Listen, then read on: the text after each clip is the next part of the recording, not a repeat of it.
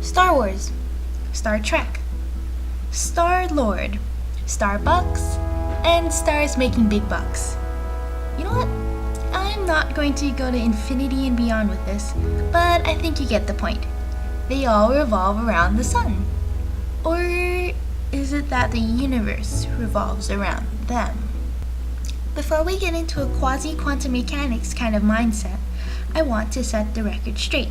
We'll be dealing with some intergalactic space travel today, so buckle up, because where we're going, we don't need roads.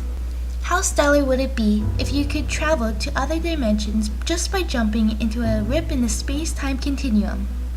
That is the basis of Christopher Nolan's new movie, Interstellar, which is set in a dystopian, not-so-distant future in a galaxy not so far, far away. With the Earth's crops and resources reaching a point below sustainability, mankind has but one last chance to defy its imminent extinction, and this is where our heroes come in. They plan on using a wormhole. Sorry, Alice, not a rabbit hole. The idea, if you're not familiar with it, is that a wormhole is the hypothetical rip in the time-space continuum which connects two distant dimensions and allows for space-time travel. They are supposedly found in black holes, which are found when stars collapse, resulting in huge masses of gravity from which not even light can escape. Like the name suggests, black holes are supposedly thought to be completely dark on the inside. However, they are surrounded by these huge halo-like rings of light, which are called accretion disks, also known as quasars.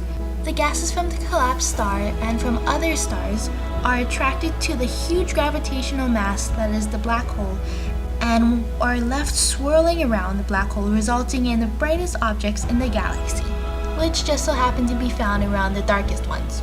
At this point in time, we don't even know if these Einstein-Rosen bridges, basically wormholes, actually exist. But many of our brilliant humanoid friends have been able to formulate equations which describe these hypothetical phenomena. Of course, you have Einstein, you have Rosen, but you also have Kip Thorne, who just happens to be the protagonist in this film. As demonstrated in his 1988 paper, Wormholes, Time Machines, and the Weak Energy Condition, the real-life Kip Thorne was able to formulate a set of equations to describe interstellar travel. In order to create a realistic, stellar, physics-obeying black hole, Christopher Nolan asked the real-life Kip Thorne, as well as Paul Franklin, a visual effects rock star, to collaborate on this project.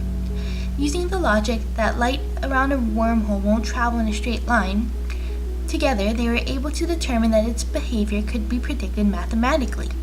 With Thorne's equations, Franklin was able to program a new rendering software which was able to recreate a wormhole.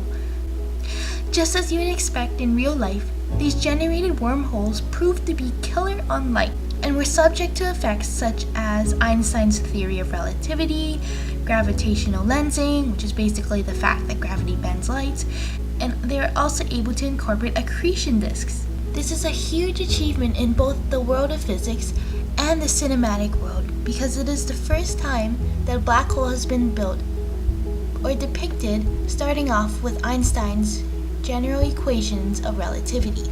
No visualization, whether it has been in Hollywood or not, has been as accurate as this one in describing the behavior of a black hole. It just goes to show that physics can be magical sometimes, and that movie magic can depend on actual physics. Oh, and just one more thing. You can be the darkest, most ominous presence in the universe, and basically suck all the hopes and dreams out of everything around you. But, like a black hole, you really don't have to be a star to shine.